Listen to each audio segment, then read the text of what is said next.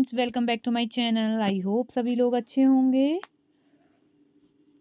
आप सभी का मेरे channel perfect queen of science UP पर स्वागत है सभी का एंड वेलकम।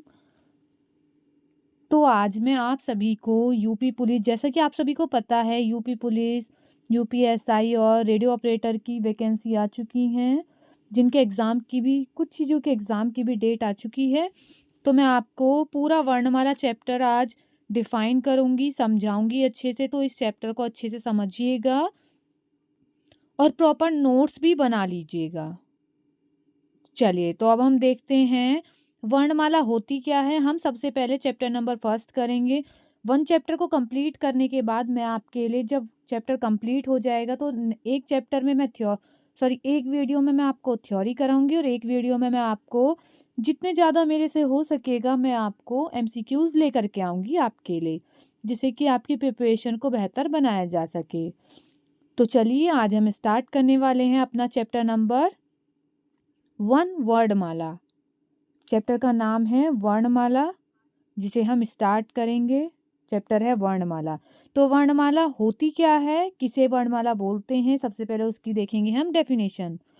वर्णों के व्यवस्थित समूह को वर्णमाला कहते हैं। जो वर्ण होते हैं उनका जो एक पैटर्न हो, उन्हें एक पैटर्न में लिखना, व्यवस्थित समूह में लिखना, मतलब कि जैसे ए, जिस तरह से ए बी सी डी होती है, ए के बाद बी आता है, बी के बाद सी आता है, सी के बाद डी आता है। इसी तरह से सबसे पहले क्या आता है, ऐसे अनार आता है, फिर आ से आम आता है। इसी तरह से ये पैटर्न चलता रहता है और क्या आ जाता है, इसी तरह से जय ज्ञानी तक, जय बोलते हैं इसको। यहाँ तक जो व्यवस्थित समूह होता है लिखने का, इसी को बोलते हैं वर्णमाला। तो वर्णमाला की डेफिनेशन हो चुकी है क्लियर। वर्णमाला की डेफिनेशन है, वर्णों के व्यवस्थित समूह को वर्णमाला कहते हैं। आई होप ये समझ में आया होगा। अब हम नेक्स्ट देखते हैं आगे। अक्षर होते क्या हैं, अक्षर किसे कहते हैं। वह ध्वनि जो मुख से निकलकर, जो हमारे मुख से निकलती है, जैसे मैं अभी बोल रही हूँ, मुंह से निकलने के बाद वो अलग चली जाती है, उसे बोलते हैं ध्वनि, अक्षर। मतलब कि जिसको हम बोलते हैं, हमारे माउथ से जो ध्वनि या आवाज निकली है, वो होता है अक्षर। ठीक है। अब देखते हैं वर्ण क्या है। वर्ण के बारे में, मुख से निकली ध्वनि को जब ये जो मुख से हमने निकाली है, बोला है, वो तो हो जाता है अक्षर। लेकिन जब हम इसी बोले हुए अक्षर को या बोले हुई ध्वनि को लिखित रूप, मतलब लिख लेते हैं नोटबुक पर, जैसे हमने लिखा ऐसे अनार, छोटी सी इमली, ये लिखा, तो मतलब हमने अपनी ध्वनि को लिखित रूप दे दिया है, वो होता है वर्ण। आई होप ये समझ में आया होगा। तो जो हमारी वर्णमाला है, वर्णमाला में कितने अक्षर या वर्ण होते हैं। जो हमारी वर्णमाला है उसमें अक्षर होते हैं 52, 52 वर्ण होते हैं, जिनमें से 11 स्वर होते हैं, 33 व्यंजन होते हैं, 2 अयोगवा होते हैं, 4 संयुक्त व्यंजन होते हैं और 2 उत्क्षिप्त व्यंजन होते हैं, जिनके बारे में मैं आपको पूरी वीडियो में लास्ट तक समझाऊंगी अच्छे से। तो वीडियो को स्किप ना करें, वीडियो को लास्ट तक बने रहें वीडियो में और वीडियो को अच्छे से देखें। चलिए आगे बढ़ते हैं। जो हमारी हिंदी है, उसको लिखने के लिए किसी न किसी चीज़ की ज़रूरत पड़ी होगी। जो ये वर्ड्स हैं, जैसे ऐसे अनार है, ये डायरेक्टली तो आया नहीं होगा कि ऐसे अनार इस तरह से लिखा जाता है।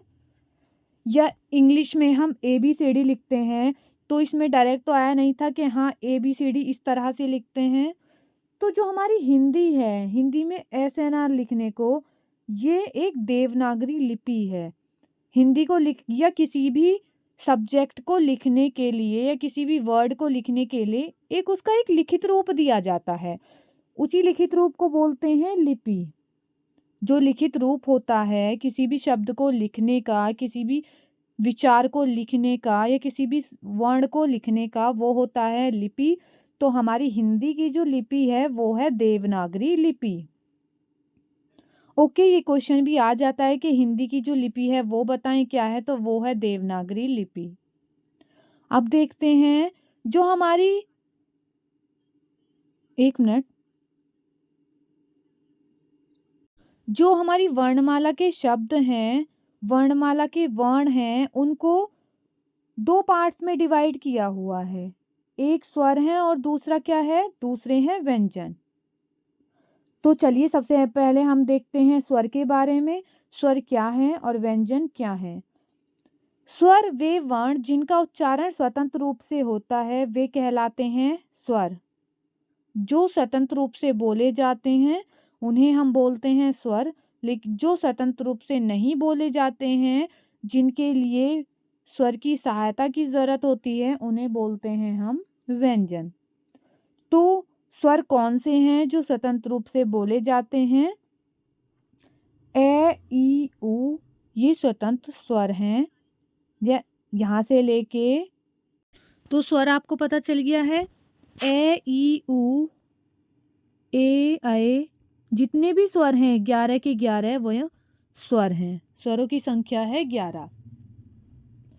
चलिए तो आगे देखते हैं व्यंजन क्या होते हैं। व्यंजन की डेफिनेशन जैसे कि अभी मैंने आपको बताया है, व्यंजन की डेफिनेशन है जिनको बोलने के लिए स्वर की हेल्प की ज़रूरत होती है, स्वरों की सहायता की ज़रूरत होती है, उन्हें बोलते हैं व्यंजन, जो स्वर की सहायता से बोले जाते हैं। तो स्वर कहाँ कैसे बोले जाते हैं, जैसे हम देखते हैं, व्यंजन जो स्टार्ट होते हैं वो क कबूतर से स्टार्ट होते हैं। क, ख, ग यहीं से स्टार्ट होते हैं।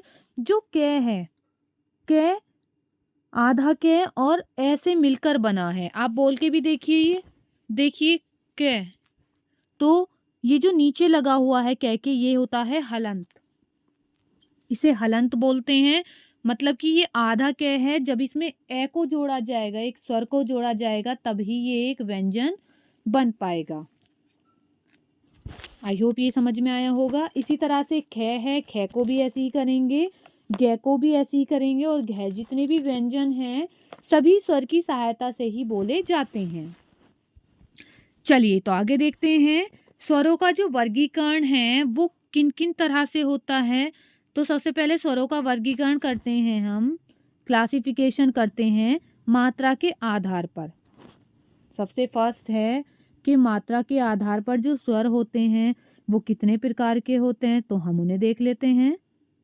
मात्रा के आधार पर जो स्वर होते हैं वैसे तो 2 प्रकार के होते हैं, लेकिन 3 भी होते हैं।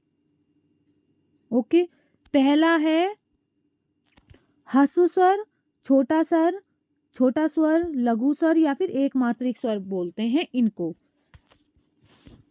जो एक मात्रिक स्वर हैं वो कुल उनकी संख्या सिर्फ 4 होती है, जिनमें है ए, ई, उ और ऋषि। इनके उच्चारण में कम समय लगता। आप बोल के भी देखिए, इनके उच्चारण में जब आप इनको बोलते हैं तो आपको बहुत कम समय लगेगा, बहुत कम टाइम लगेगा इनको बोलने के लिए। ठीक है, जैसे बोलिए ए, ई, उ, र, बोल लिया तो इनमें कम टाइम लगता है। इनसे अलग जो और रह जाते हैं, इन चारों से अलग जो और स्वर रह जाते हैं वो स्वर हो जाते हैं दीर्घ स्वर, बड़ा स्वर, द्विमात्रिक स्वर। ओके, जिसमें 2 मात्राओं का यूज होता है, जिनकी मात्राएं 2 होती हैं उन्हें बोलते हैं द्विमात्रिक स्वर। इनकी संख्या 7 है, क्योंकि जब 4 संख्या यहाँ रह जाती है तो 11 में से 7 बचते हैं यहाँ पर। वो कौन कौन से? आ, आई, औ, ए, ऐ, ओ और औ। अब आप सोचेंगे कि जो अंक से अंगूर है और अणय खाली, ये कहाँ गए? तो ये दोनों कहाँ गए?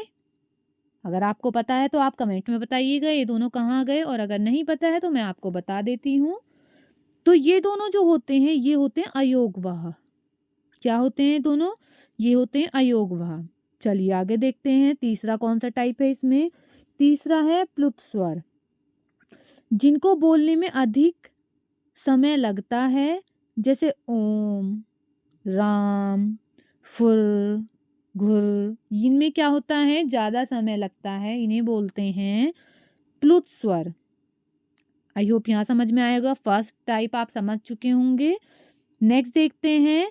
नेक्स्ट है जीवा के आधार पर। जीवा के आधार पर। तो देखते हैं कौन कौन से हैं, कितने प्रकार के होते हैं। जीवा के आधार पर, जीवा का मतलब होता है जीव के अकॉर्डिंग।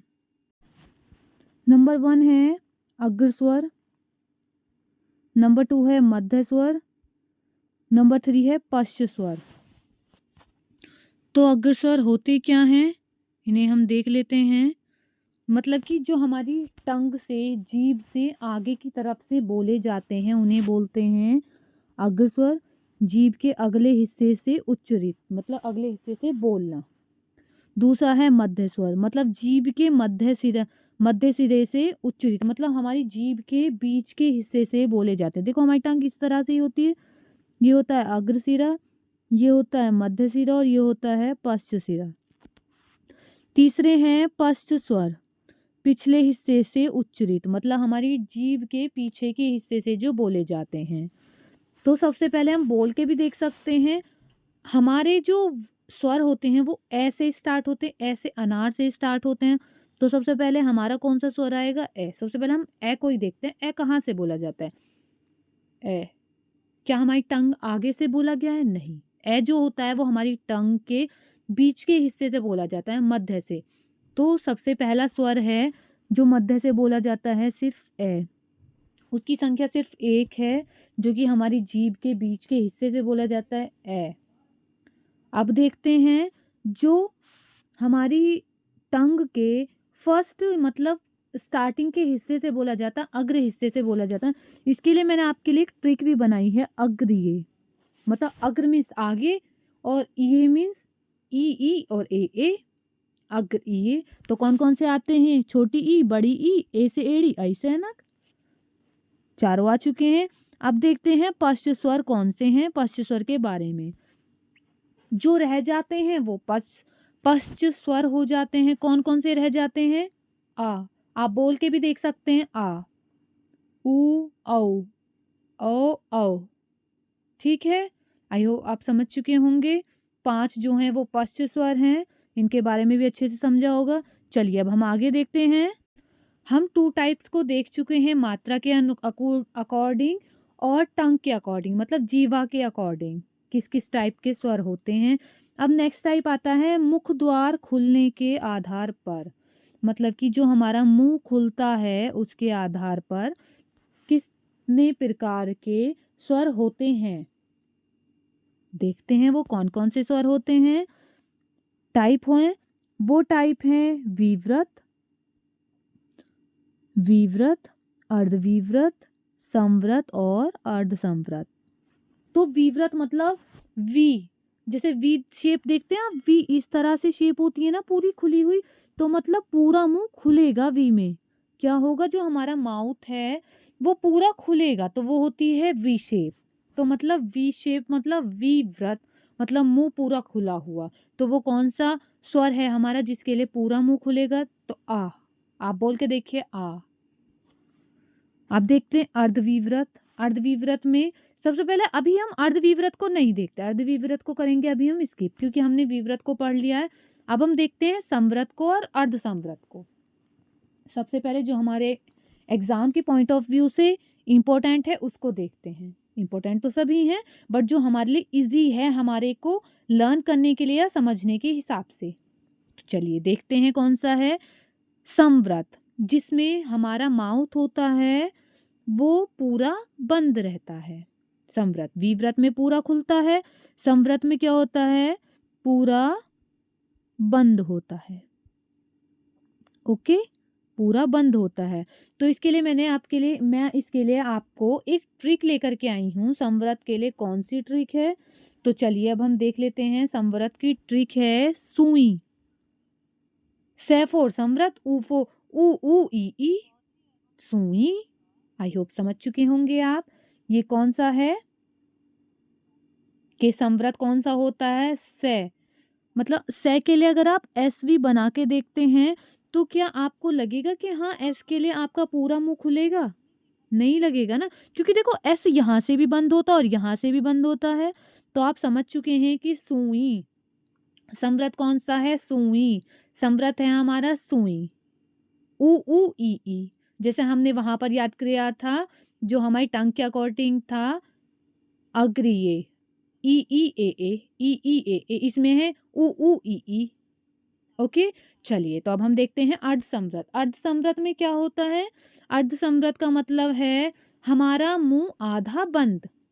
हमारा मुंह कैसा होता है? हमारा मुंह होता है आधा, आधा होता है बंद। ओके, तो आधा बंद है और अर्धसंवृत है, तो मतलब ओए, ओए। इसके लिए मैं ट्रिक लेकर आई हूं आपके लिए, ओए। ओके, तो क्या ट्रिक है? ओ ए। तो आने वाला क्या है इसमें? कौन कौन से स्वर हैं? ए और ओ। ट्रिक है ओ ए। ओके, अब जो बच जाते हैं वो हमारे आ जाते हैं अर्धविव्रत में, मतलब कि आधा मुंह खुला हुआ। ओके, अर्धविव्रत में आ जाते हैं ए, अए और औ। ओके, आई होप समझ में आया होगा। आगे देखते हैं और कौन से टाइप से हैं। जाति के आधार पर जो स्वर होते हैं उनके भेद देखते हैं अब हम। जाति के आधार पर जो स्वरों के भेद हैं वो हैं दो। कौन कौन से? सजातीय और विजातीय। आई होप नेम से ही समझ में आ रहा होगा कि सजातीय का मतलब क्या होता है। सजातीय का मतलब होता है एक ही जाति के, और विजातीय का मतलब होता है अलग अलग जाति के। मतलब एक ही जाति के, जैसे ए एक ही जाति के हैं। ई बन ई मिलकर बड़ा ई बनाते हैं, बट ये जाति इनकी एक ही है तो बड़ा ई बन गया। ऊ मिलकर बड़ा ऊ बनाते हैं तो ये एक ही जाति के हो गए, तो ये हो गया बड़ा ऊ, एक ही जाति के। ओके, अब देखते हैं जो विजातीय होते हैं, जो उनके लिए अलग जाति होती है, मतलब कि अलग जाति। ओके, अलग जाति के, तो वो कौन से हैं? जो कि ए और छोटा ई मिलकर अय बनाते हैं, ए बनाते हैं। इसी तरह से ए और ए मिलकर अय बनाते हैं। ए और ऊ मिलकर ये अलग अलग जाति के हैं। ए अलग जाति का और ये अलग का है। ए अलग का है और ए अलग का है। ए अलग का है और ऊ अलग का है, तो ओ। ए और ओ मिलकर औ बनाता है। ओके, आई थिंक यहाँ तक समझ में आया होगा। आगे देखते हैं और किस टाइप से हैं। उच्चारण स्थान के आधार पर, मतलब उच्चारण स्थान का मतलब है कि बोलने के अकॉर्डिंग, कि हम किस तरह से बोलते हैं उसके अकॉर्डिंग। सबसे पहला है कंठ। कंठ के अकॉर्डिंग क्या आता है? आपको मैं इजी तरीके से बताती हूँ। SNR कहाँ तक आते हैं? औ से औरत तक। ठीक है, आप इन्हें लिखिए। दो कंठ में आते हैं, दो तालु में आते हैं, दो ओष्ठ में, दो मूर्धा में, दो कंठ तालु में, दो कंठ ओष्ठ में। देखो, के टी ओ एम, के टी और के ओ।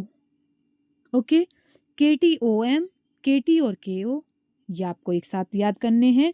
जैसे कि ए और आ कंठ से बोले जाते हैं, दो स्टार्टिंग के, दो उससे बाद के तालु से बोले जाते हैं। उसके बाद के ऊ और औ ओष्ठ से, रे से ऋषि जो होता है, री मूर्धा से, और ए और अय ये बोला जाता है कंठ तालु से, और जो ओ और औ हैं वो कंठोष्ठ से बोले जाते हैं।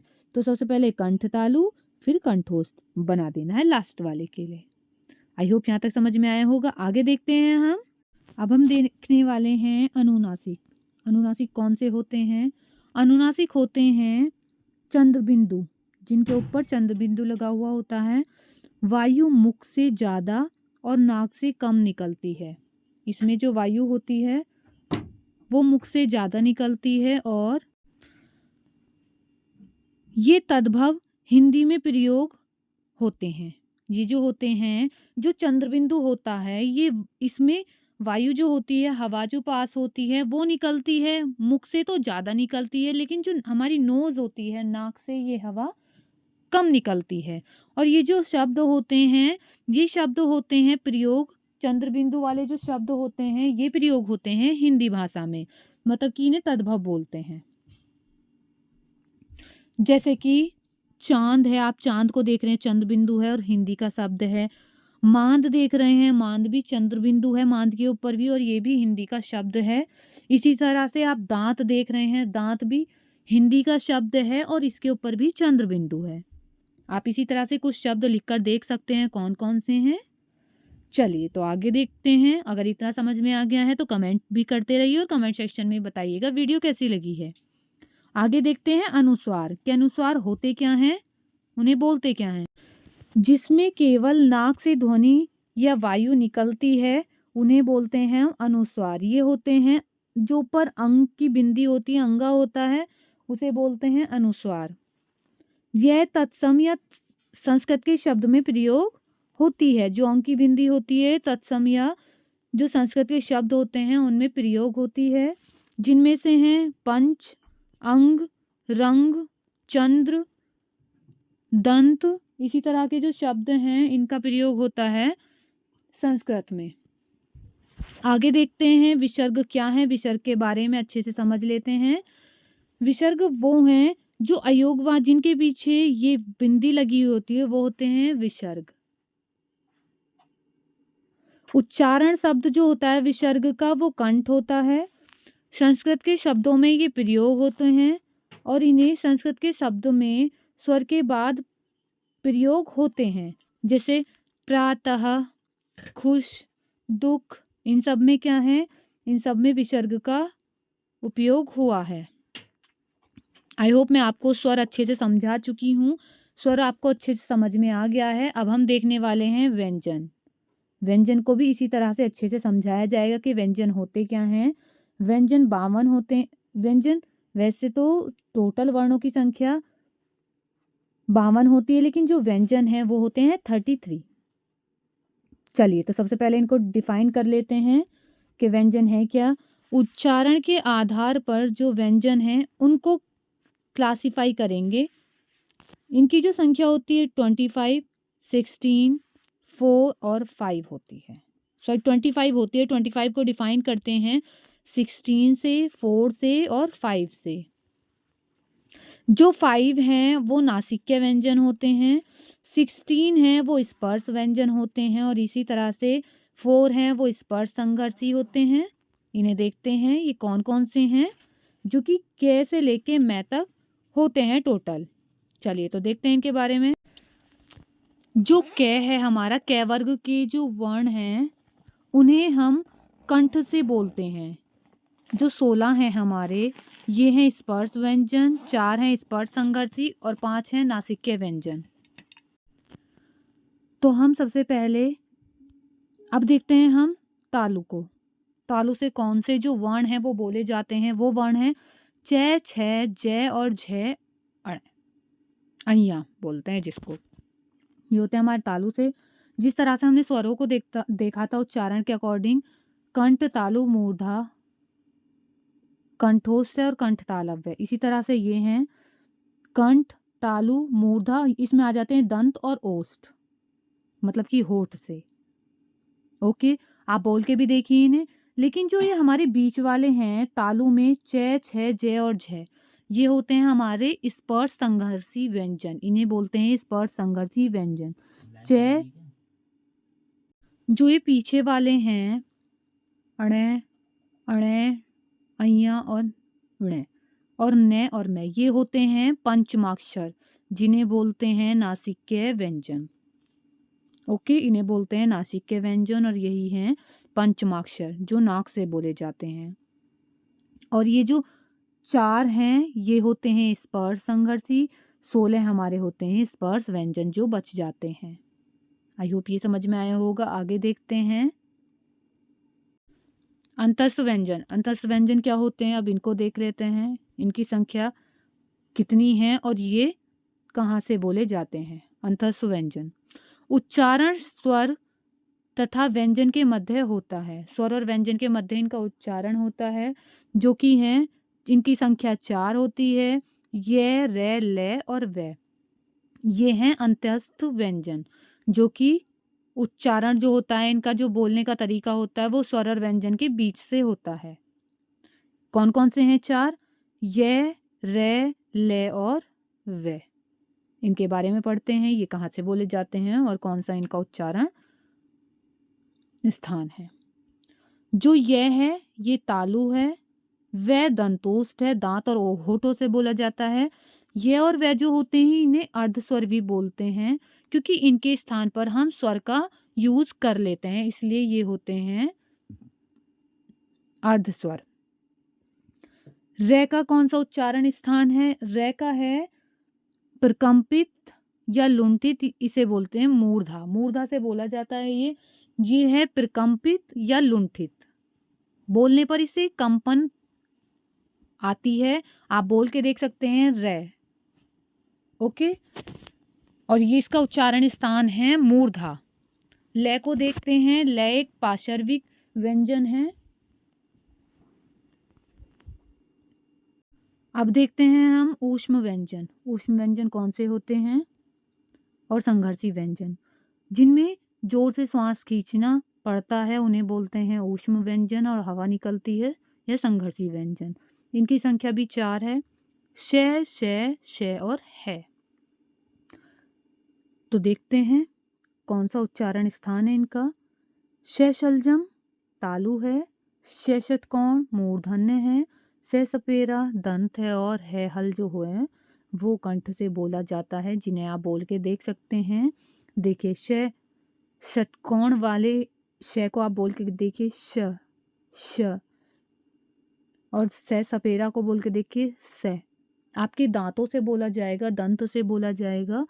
और आपका है हल है उसको बोल के देखें है। बिल्कुल भी आपकी टंग वगैरह नहीं लगेगी, आप सिर्फ कंठ से बोलते हैं। श शलजम को देखिए बोल के स, जो आपका तालु है उससे बोलते हैं उसको। आगे देखते हैं।